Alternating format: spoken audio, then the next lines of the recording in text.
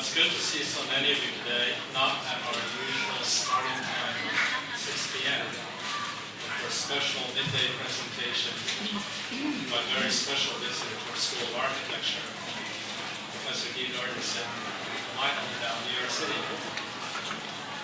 Professor Nordenson is one of the most renowned structural engineers in professional practice today. He's also a professor of architecture and structural engineering at Princeton. He studied at MIT, UC Berkeley, and was a Gold Fellow at Harvard. He apprenticed with Dave Buckminster Fuller before eventually establishing the U.S. office of Courtyard and Partners in New York, which he directed for several years along with his own practice, Nordenson Associates, established since 1987. In his career, he has collaborated with many of the leading architects of our generation, such as Mervyn House and May, Richard Meyer, Yusuf Piana, Stephen Hall, Sejira and Nishizawa Kusama, Yoshi Noguchi, and others. Professor Nordenson is active in teaching and research, as well as professional and public service. For example, he is commissioner of the New York City Public Design Commission. He has authored books on studying structural engineers, the Felix Nobel lectures in 2008, as well as patterns and structures. See the title of his research. He was the first structural engineer to be awarded the Institute Honors for Collaborative Achievement at the AIA, American Institute of Architects, and he is a fellow of the American Academy of Arts and Sciences. We consider ourselves very fortunate to have this opportunity to listen to and learn from our distinguished guest today. Please extend a warm welcome to Professor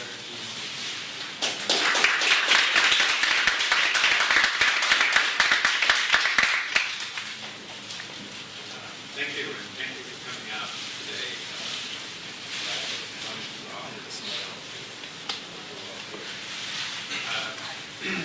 I have a lecture that will move through quickly, since I know you all have studios starting at 1:30. Try not to go over, but before 5 or so minutes. The subject of the talk is this idea of reading structure. I come from a background in literature. I'm a graduate at MIT, where I studied literature as well as engineering. I have a great interest in practice and also in my teaching and thinking about how one goes about reading structure and reading the way in which it participates in architecture. So I'm going to start off with a couple of examples and then move to a brief review of projects that I've worked on, and then end with a few recent projects. This is also the title and the structure of the book that I've been putting together that hopefully will be published next year, so it's a kind of survey as well of our work. There's a quote that I'm fond of, which Wittgenstein, whose house is in the background, was also very fond of, which is, in the elder days of art, builders wrought with greatest care each minute and unseen part, but God seen everywhere. Wittgenstein was really interested in the fact that there are so many aspects to architecture that are unseen that, in many cases, reveal some of the inner meaning. Somebody told me this story, I'm not sure if it's true or not, that in the 50s and 60s in China, when everyone was wearing, men were in particular wearing pretty much the same thing, the practice was to sew on the inside of the collar of the Mao jacket that you would wear lace, so that you knew what nobody else knew, that there was something special about what was otherwise uniform. And I think in my own practice, one of the things that I delight in are many of the hidden details, and so I look for those in other work as well. I want to start off with the World Trade Center towers, which were designed by Yamasaki together with the structural engineer Leslie Robertson, who was also responsible here for the Bank of China.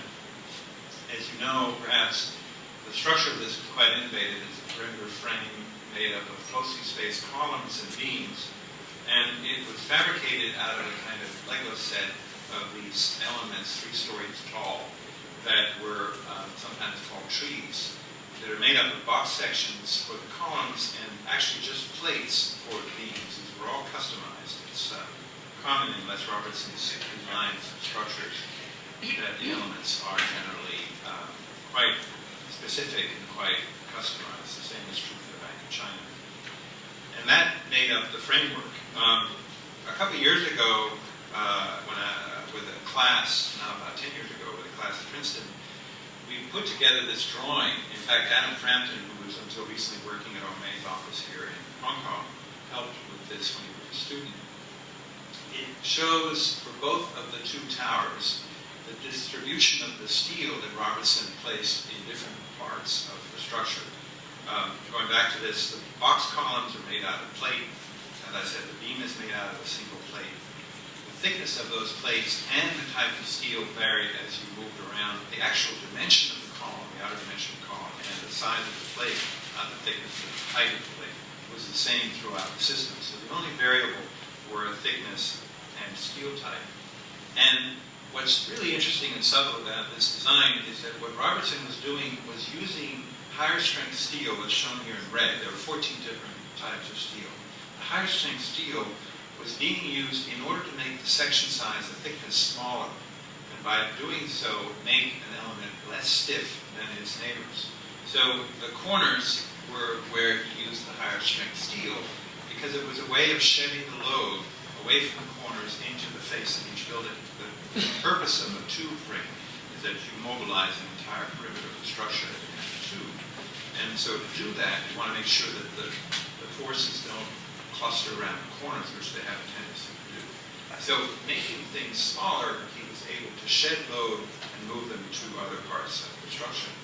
Now, in addition, because these 2 towers sit in the city, they sit in a particular relationship or sat in a particular relationship to each other, the wind environment around them is different.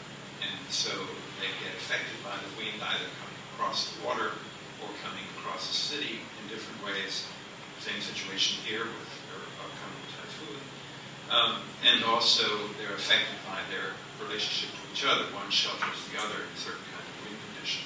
All of that was studied using wind tunnels. All of that was then integrated into this design as well, because what you're seeing is the steel that's required for the maximum envelope of all the possible conditions of wind affecting these towers. So you have displayed here, or in fact not displayed in the building, but displayed in the diagram, a mapping of the environment, a mapping of the will of the engineer to distribute things in a particular way, and then a very innovative way of using a large variety of steel to move forces around. What I love about this is the fact that this was completely hidden and unknown to most people until we did this diagram.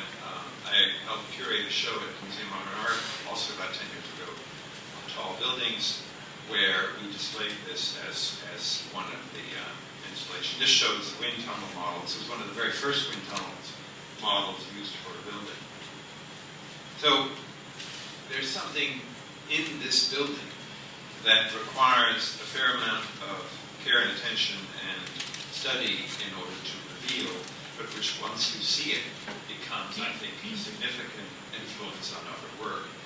This is the diagram where it lives now, just behind the garbage and next to this beautiful Pissarro painting in storage at the moment.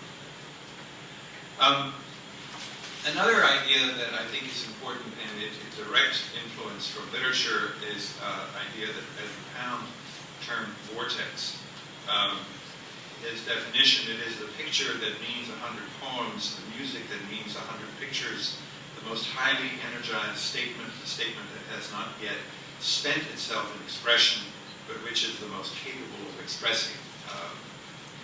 A vortex is a kind of node of energy. His definition, the Tempe Malatesta and Rimini, which if you're not familiar with is worth studying, was this gathering of terrific and interesting patrons. He was one of Malatesta, Alberti, for whom this was one of his first commissions, and a number of very, very capable artists, including Piero della Francesca, who Alberti brought to the project.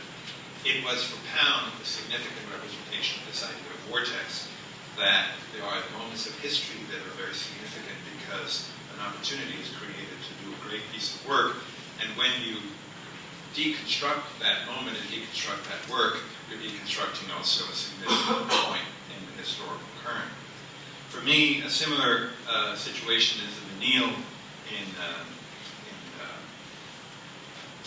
Houston. I'm actually working now with Clover Lee, her brother Mark, and his partner Sharon Johnson wanted commissioned to do a drawing center right next to this building, which is great to be working nearby. This is the Renzo Piano, Peter Rice project now 20 plus years ago for the Menil. The significance of this project, I think, is the fact that besides being a terrific building and maybe one of Piano's best, it was a convergence of many interesting, very significant, I think, cultural factors. Patron Dominique Menil had significant influence on the project. She, in turn, had worked before with Philip Johnston, whose influence on her through a house that she did with him played into this project.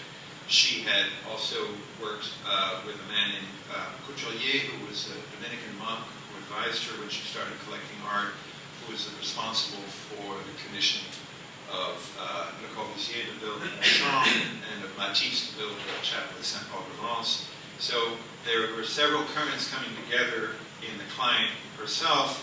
In addition to that, she had commissioned Louis Kahn to design the museum, but the commission was halted when her husband died, and then Kahn died. So when Piano came, there was the history of Kahn, his connection to the Kimball, Piano's connection to Kahn, worked briefly in Kahn's office, and so on. And then on the project itself, you had director Pontus Hilton, who recommended Renzo Piano, who had been in charge of not only the Pompidou Center for the Great Museum of Denmark and Louisiana, as well as art advisor Walter Hopps, who brought the first exhibition of Marcel Duchamp to the United States. I could go on and on. There's lots of currents that come together, which are a significant part of what made this building, I think, what it is, similar to the Tempio in Rimini. And then, of course, the design team, which consisted not only of Renzo Piano, but Peter Rice, the great structural engineer, and also Tom Barker, his partner, the mechanical engineer, who invented the displacement system. You see the grills down in the floor there, bring the air in and allow it to move up onto the ceiling, which is made of these leaves, which are part of the structure, devised by Rice and Piano, which is a composite of the ferrocement leaves, which serve as light baffles, but also as the bottom chord of these trusses. And then the top diagonal members are made of cast ductile iron, both very innovative materials not used in any other project. So there's a tremendous care and attention to invention in every aspect and detail of this project. The space between the glass that you see on the roof and the trusses is used to capture hot air in the winter that is then pushed down into the underfloor air and used to heat the building. It also gathers the air in the summer and lets it vent out. So many, many different aspects to this that are quite interesting and significant and deserve close reading and close analysis. This is the leaves and fabrication. They were made actually in England. But the system is basically comes from the making of boats. Pier Luigi Nervi's influence as well is present. It's sprayed on cement and sand and water mixed together onto a lattice of fine bars. These are the castings that were made for the structure above. Both of these projects, I think, represent, cases where there's a tremendous depth in the development of the ideas, some of which is visible on the surface, some of which is completely invisible, and yet present, I think, in the significance or meaning of the project. Now, I want to run through projects of ours over the last 20 or so years that fall under a couple of different categories, which I think are useful. One is this category of simply supported.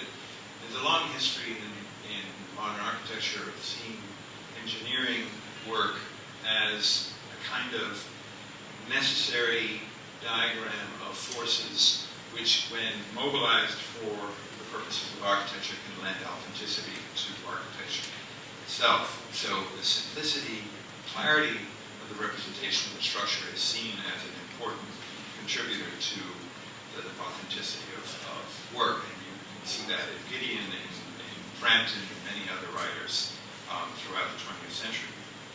Simply supported then is meant to capture that idea. I think it's more complex and more interesting than a simple representation of a structural diagram, but I think it's an interesting way to start. This is a building competition that Stephen Hall won that we worked on together for a library in Berlin. And so I want to run through 9 projects here briefly that represent this notion. The first is a writing rink, which I worked on with Jack Robertson, who at the time was partners with Peter Eisenman, which is an upstate up in Connecticut. It's made of wood and steel members that are deployed in a 3-dimensional structure that spans over this space. The steel is fairly simple, fairly rudimentary detailing. The wood is blue laminated, there's a wood deck on top of that, and then the steel rods go up and over and tie that structure together. The second, which really, I think, captured this idea of simply supported, this was a little project with Roy Hawkinson and Henry Smith Miller as part of an installation at the North Carolina Museum of Art, where the support is trying to represent very directly the conditions of equilibrium of a simply supported beam. So one side able to move and rotate, the other side prevented from going up and down. So a kind of caricature almost of the structure. The Santa Fe Opera House in New Mexico with Jim Polchek. This was a project where we were asked to design a new roof to sit on the existing structure of the old opera house, and so we had to keep it as light as possible. It contains a fly space, which you see on the left there under the suspension structure, and it's an entirely closed structure, whereas the previous one was open in places to the rain. These props then sit on 4 columns and then are spread out to hold up the, so there's like 2 B's, upside down B's leaning against each other, and from them the system of cables that supports the edge members of this structure. There's a clear story connecting the 2 roofs, one over the balcony and one over the main space. This was a little folly for Museum of Modern Art, an exhibition that Terry Riley organized called Fabrications, which I did with Enrique Norton. It faces the sculpture by Rodin of Balzac, and so Enrique's idea was that you sit in this chair and observe that. And I did this little canopy over that, which is made of glass, laminated, and then used as a compression element in this little simple structure. So the cable puts the glass in compression, pushes back at the bottom end there, which is resisted by those 2 struts coming up, which also then pull up on the space below. And then the backspan comes down, and you can see the bottom left there, there's lead support, big weights of lead that created the counterweight for that. It was a temporary structure, so it was done with a very minimal factor of safety. The text was taken from Maria Rilke, a book that he wrote about the Rodin of Balzac and printed on interlaminate. One of the interesting things that happened with this was for cost reasons, the glass manufacturer convinced me that we could get away with a layer of tempered glass and a layer of annealed glass laminated together, which was fine because the tempered glass was taking the force, which is being transferred here in the detail on the right. The problem was that due to the concentration of stress the laminated glass cracked pretty soon after the installation was put in. I didn't find out until later why it cracked. But the crack was there, and that led to an interesting predicament where I said to the museum, well, if you're worried about this, maybe we should call in somebody else and ask them what they think, get a second opinion. And smartly, the museum people said, well, second opinion is going to tell us to take it down. So you just tell us what to do. And so I rigged up this thing that I would install in the event that there was a windstorm coming through. So I had it ready, and every morning I would check the weather for 4 months, worrying about what would happen, praying that everything would be all right, which it was. In the end, at the closing party, one of the guards came up to me and said, I've been meaning to tell you why this happened.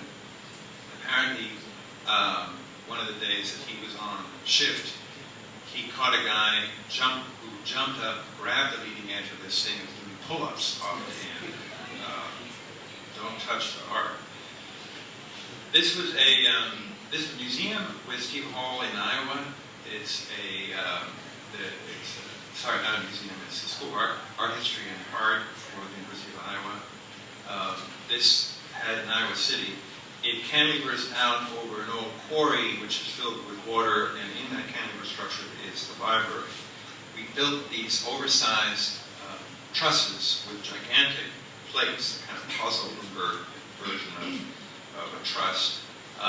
Didn't do it actually on purpose. What happened was we drew these details, and I don't think we quite had a sense of the scale of them. And then they were built, and Stephen was quite aghast when he saw them, but it was too late. And now we've all kind of gotten used to them, and they have a nice comic feeling. This was a very inexpensive building. We were able to build this building for $200 a square foot. The stair was really a direct translation of watercolor that Stephen made, so there's really quite a wonderful comparison that can be made between this watercolor and the stair. It's all made with folded steel plate hung from the top. To me, it's quite a beautiful stair. Also with Stephen, the Nelson-Atkins Museum in Kansas City, a series of glass prisms marching down the landscape alongside the old museum, and then a garage that sits behind the old museum with a sculpture by Walter de Maria on top. The system for the glass lenses, as they're called, is all centralized. So each of them has a spine structure down the middle, and then the roofs cantilever out and are stabilized with smaller members in the perimeter to keep from interfering with the light. So you can see a little bit of the truss on the left is visible, and then the double glass wall on the side you can see that you can barely see any of the structure in there. So we tried to minimize the structure by cantilever, a little bit like a mass structure where you have a central pylon and stays. This is in Memphis with Coleman Coker. Used to be partners with Sam Buckley, very, very talented architect in Austin, Texas. This was for a community center in Memphis called Bridges. Bridges, for the community and metaphoric meaning. And so, of course, we had to build a bridge-like structure for that. And then for the slab, we came up with a system of very skinny columns supporting a steel cap, kind of like a capital, so that allowing us to use skinny columns with a concrete slab. There's a climbing gym inside that truss structure. For competition in Washington with Harry Kahn, this was won by Norman Foster and built. It's a courtyard for the patent office building. We came up with a design based on the moment diagram of a flat plate supported on 2 points with 4-pronged feet, like so.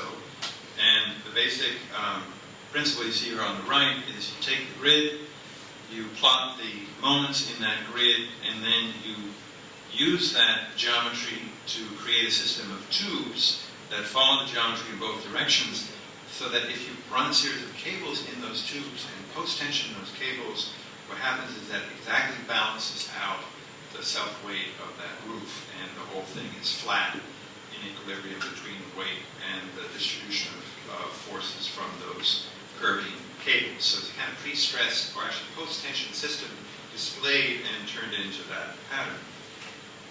A little bridge in New York that we designed, made in wood and steel. These are steel plates underneath that reach up with these little tabs and then are bolted together with the wood to create a composite pyramidal truss, kind of like a little piece of furniture in a loft in New York.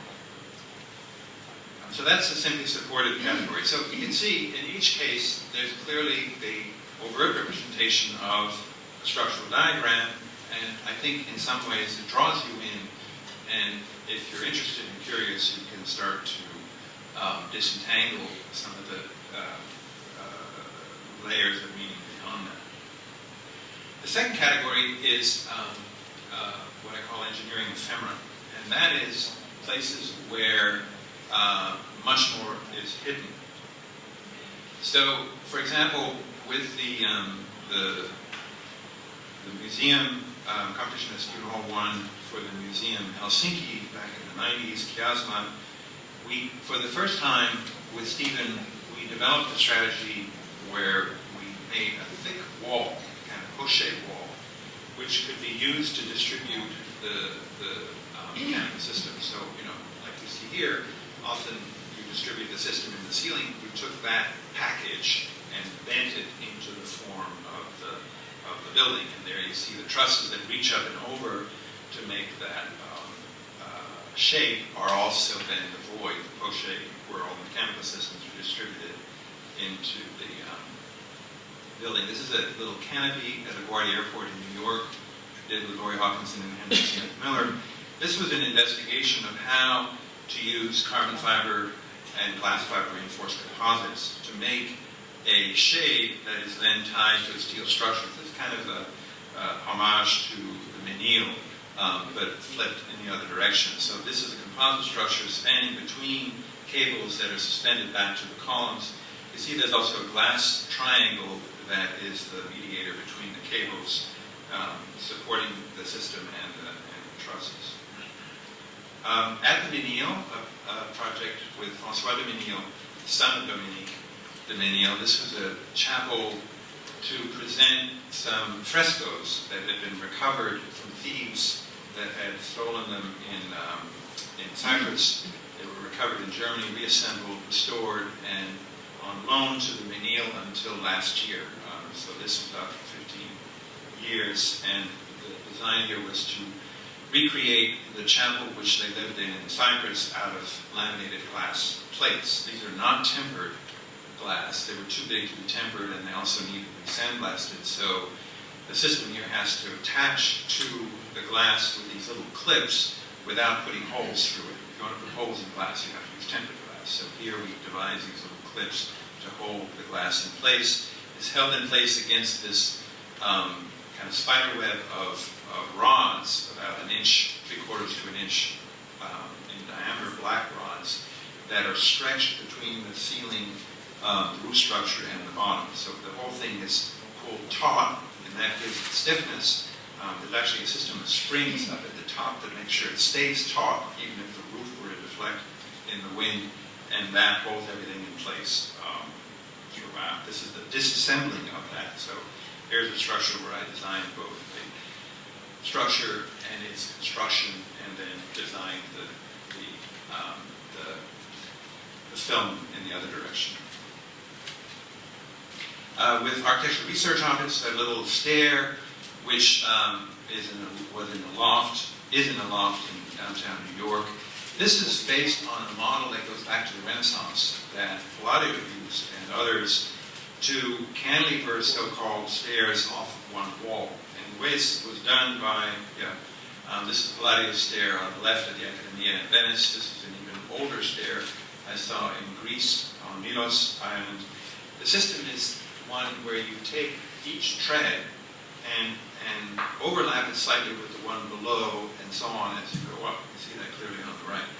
And what that does is allow each tread to lean on the one below, so they're not actually trying to cantilever off one end because they're leaning. But because you're getting a force applied at one side and a reaction on the other side, there's a twist that happens, and the twist has to go back into the wall. Now, the stone can take the twist, If these weren't engaged with each other, the stone would not be able to cantilever. Stone doesn't like to cantilever, doesn't like the tension associated with that. So this is an invention that masons came up with in the Renaissance that has been applied off and on over the centuries ever since. What we did with this design was to apply that principle, but use a glass wall instead of the typical situation. And so here the treads are actually steel, the treads are actually aluminum plates. The risers are these steel tubes. You can see the plate going from the bottom of one tread to the top of the other tread.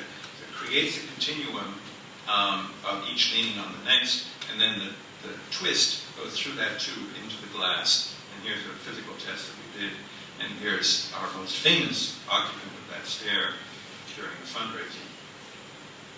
It worked for him. With Sana, Seijima Nishizawa, we did the Toledo Museum of Art in Toledo, Ohio. Here, one of the most interesting aspects of this, I think, is the fact that the structure just completely disappears. The columns are very skinny, as is typical, but they're also distributed in a pretty irregular geometry, and so you really can't read the distribution of the structure throughout. Very thin structure, a lot of work in integrating everything into that thin sandwich. On the left is a model of the original design, and the entire system of that roof structure is continuous. So everything is rigidly connected to everything else, so it operates in a kind of rigid grillage or blanket over the entire system. And that's the fit up of the glass. Very, very, very, very tight tolerances. We had a lot of effort in putting everything together and getting it all to fit. Also with Sana, the new museum in New York, kind of the flip version of this, the walls are very thin and the walls are the primary structure, which serve as belt trusses that take the load as the boxes shift relative to each other down to the ground, and they're exposed as well. And in a similar vein, a house we did with young architects Stella Valley and Bernheimer up in Connecticut. We used very thin pieces of plywood to make the roof structure, similar to the Sverfen Pavilion in Venice, the Nordic pavilion, so letting the light filter through very closely spaced blades of structure. That's them. So these are plywood laid as beams and ganged up with these tubes to create prefabricated units. And then the other thing you can see here on the left is the whole thing is hovering above a glass wall where you cannot very easily tell where the structure is. And this is a trick that we played a number of times where we use the mullions as the columns. So in effect, you lose the reading of the columns, they disappear. Down here on the left, this is at the World Trade Center site. We actually did the Goldman Sachs headquarters in the back there, as well as the slurry wall. Here you see face on, which is part of the museum. There was a desire to expose the structure. After lots of back and forth, we came up with a system of buttresses back behind the wall in the ground, so the support is completely invisible in that case. So that's the wall as it was, and then we have a series of buttress structures behind that. A bridge at Yale we did a couple years ago based on a Victorian model. We used a kind of lattice structure here made out of plate, which was corrugated with varying wavelengths to correspond to the effects of the forces. What we're trying to do is use the corrugation as a means of bracing the top part of this beam. The railing is the beam, and if you think about it a little bit, remember your statics, when you have a beam spanning across like that, the compression goes in the top, and because of that compression, it is not well braced, it wants to buckle to the side. So we use the corrugation that you see here in the middle to brace that, and at the ends to keep the web itself from buckling because it's quite thin. There's a 1/4 inch thick web. So a lot of cases in this instance where things aren't visible, and if you're interested, you really have to dig deeper to understand what's happening. The final category is one that I call making history or building history, which has to do with using the process of construction itself as a generator of meaning and memory. This is an installation of a sculpture by Glenn Cedar at the Museum. So here, I think there's a number of different ways of thinking about the problem. This is the Austrian Cultural Institute that Raymond Abraham designed, the competition that he won for this building. Here, it's really kind of, it's typical of his work as a kind of representational building. Almost looks like an Easter Island statue standing there on this lot with very figural expression. The structure is made up of a C-shaped concrete walls on the side and in the back, and then in the front you have a system of diagonal braces which allow for openness, and the braces are not fire protected, and that was done because we were able to convince the building department that we didn't need the braces for the building strength, we only needed them to control vibrations. And so you see the figure of the braces behind the wall. I don't think you can see it that well here, but the figure of those braces actually looks like a kind of Vitruvian man. So there's a kind of representational aspect to the braces as well. In Stephen Hall's dormitory at MIT, Simmons Hall, we developed a perimeter structure made out of concrete, a grid of concrete, precast concrete elements. And here, a big part of the charm of the building, I think, is that the construction method itself was quite theatrical and exciting. We went through a number of iterations before we got to this approach, but Stephen's metaphor for the building was a kind of sponge, and so that revealed itself in these odd voids that were popping out, but also in the kind of perforated quality of the surface. So we made that out of the concrete grid. We developed a design that reflected the pattern of stresses and concentrations of stresses that happened because of the various openings and cantilevers by filling in some of the squares in different places in order to give it more strength. And there was a really interesting iterative process where we would fill in the square, the distribution of stresses would change, and we would be led to a certain pattern, and then we would look at that pattern with Stephen, and if it wasn't quite right in terms of where we needed windows, we would go back and adjust it, and then go back through the whole process. The prefabricated panels were joined with the rebar coming through connectors, and also the concrete slab coming out and filling in between, a kind of mortar between those panels. The actual legs and horizontals of this grid were all the same, geometric. It actually changed. It was 12 by 12 in both cases up to the halfway point, and then 10 by 12 above that halfway point. So the only thing that varied was the rebar inside, and the rebar was always 4 bars, but the size of those bars could change. And so here, what we did was vary, and you see this has some similarity to the World Trade Center diagram, though this came a little bit before, actually. I think this must have led to my thinking of drawing that diagram. But what happened was that the diagram you see at the top was generated by Amy, the site engineer, who was checking to make sure the rebar was the right size in each of these elements. And so she would have this diagram to make it easier for herself to check it.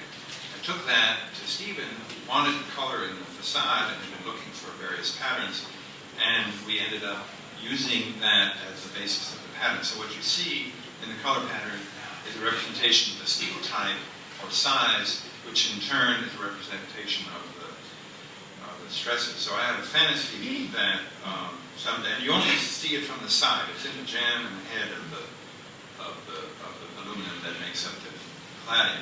I have a fantasy that I'm going to get a letter someday from a student at MIT who's going to tell me that shouldn't be red, that should be blue. So, I haven't gotten that letter yet. This is the church in Rome with Richard Meyer, competition that we won together. And it's made of these 3 concrete shells that are all cut from the same sphere and that are facing south and bring the light into the space. And what we did here was fairly adventurous, but again created this very dramatic construction process. And that was to make the walls out of large precast concrete blocks. They're 2 meters square, 80 centimeters thick. They were prefabricated in northern Italy and brought down and stacked up with this giant gantry called La Macchina, which went back and forth, installing these slowly over time. It took about 2 years. Kids were growing up in the neighborhood watching this thing go back. All of them have undoubtedly become architects and engineers as a result. The machine was digitally controlled and would lift the piece up and then paste them exactly where they needed to be. We worked briefly on the World Trade Center tower in 2003 and developed a design which was half tower, half building with a diagram structure for that, and a lot of work looking at wind turbines in the upper part. This is a memorial for students that died at Texas A&M in a bonfire made out of blocks of stone just doweled together, so unreinforced, very much trying to be in the Stonehenge solid block language, not doing these out of reinforced concrete. So worked very hard to see if we can make these things out of solid stone. This is the exhibition at CUHK where we studied the possibility of camber, where you would take a laminated metal beam and make it in the shape of its desired deflected shape. This is 40 feet long, hung from 2 cables. And so we pre-shaped it so that in theory it would come out level. Of course, it never quite happened. Some of them failed, but by the time we got to the one on the left, we were almost there. So it's really an investigation in how to get something to be perfectly flat and compensate for the way it wants to deflect under its own weight. Finally, there's a tower we worked on for radio tower, for television tower for New York, which is a collection of tubes arranged in such a way that they shield each other from the wind. So they watched during the Tour de France, bicyclists like to work in, they call the peloton, the groups where they provide shelter. The lead guy provides shelter for the other guys who get pulled along in the draft. And so the same idea here is we tried to orient the tubes in such a way that they would face the least resistance toward the greatest direction of wind. This is actually back to the Nelson-Atkins Museum. This is a garage under the Walter de Maria piece, which is made of a series of long, specially made prefabricated concrete beams, what we call wave tees, which create this corrugated feeling on the space below, each individually supported by columns, so that there's no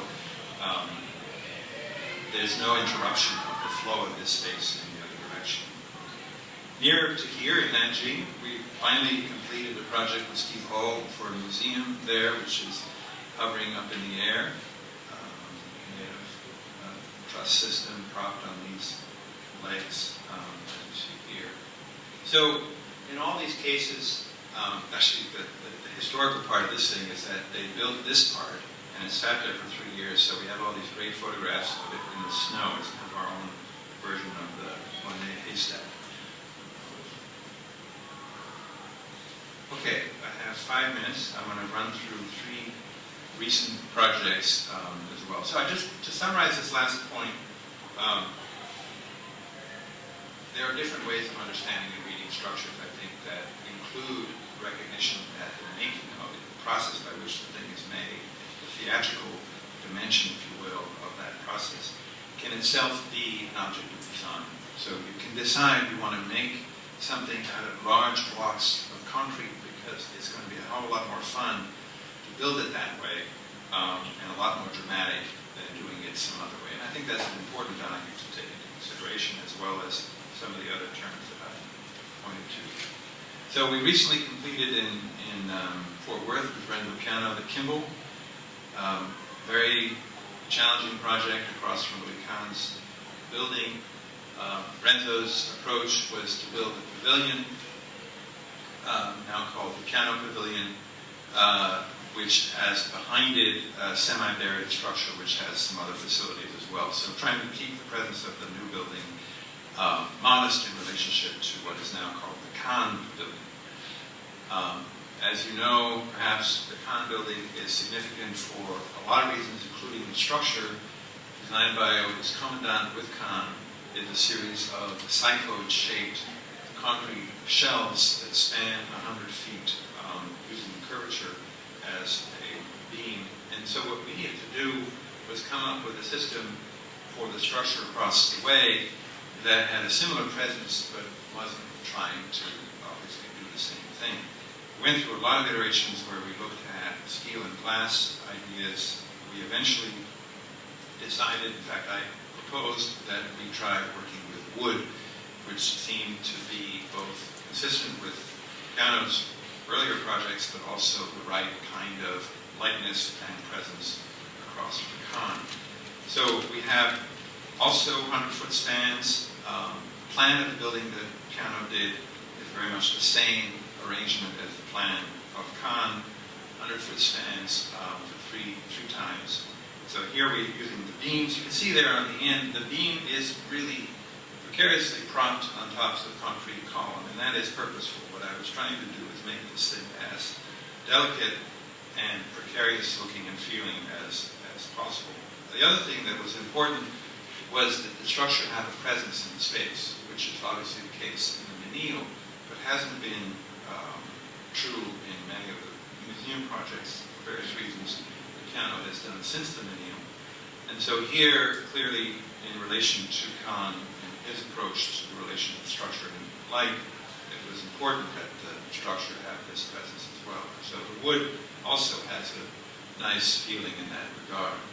So here, the other aspect of the wood, which is really an advantage, is that it allowed us to have the structure go from inside to outside without worrying about cold bridging, because wood is a natural insulator. So there were a lot of features to the wood that were beneficial.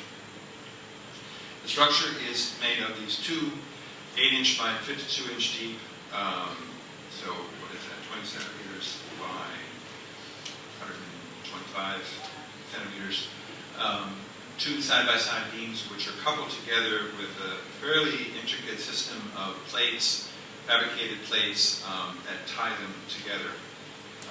Here you can see there are face plates that hold them in, and then inside there's a system that holds them together. And the purpose of that is to allow them to brace each other against lateral buckling. There's nothing holding them from rolling over except that connection between them. This is in fabrication in Canada. All those connections were routed into the wood with a machine tool that was numerically controlled. Here you see the elevation. Also, not only do the beams individually, as a rigid body, the beams could want to roll sideways.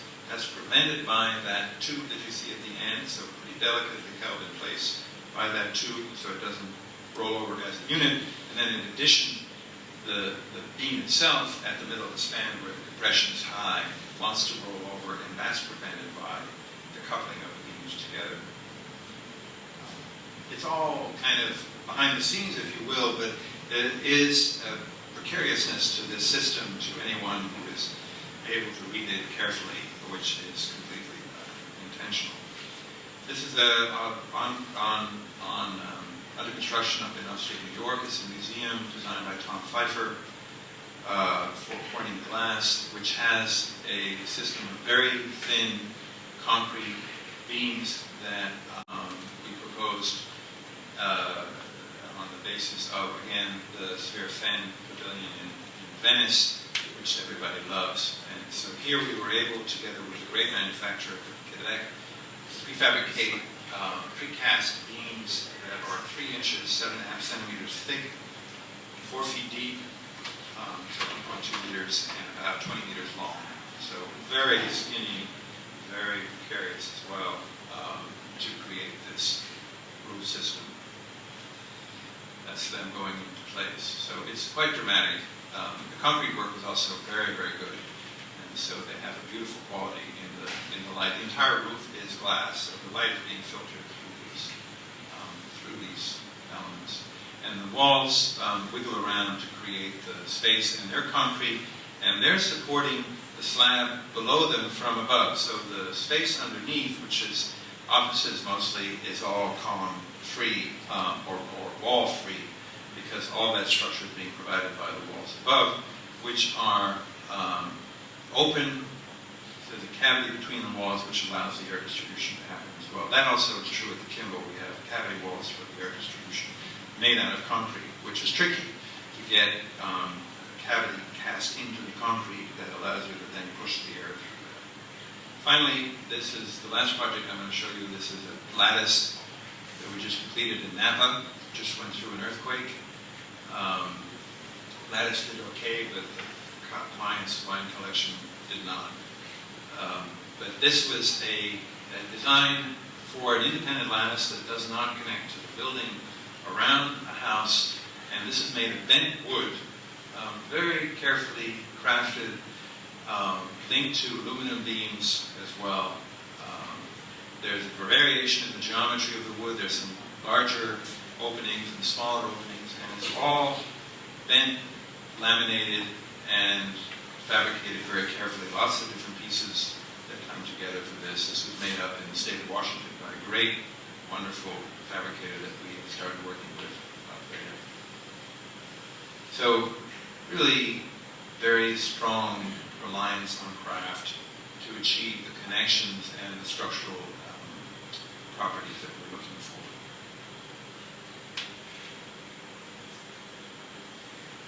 Voila.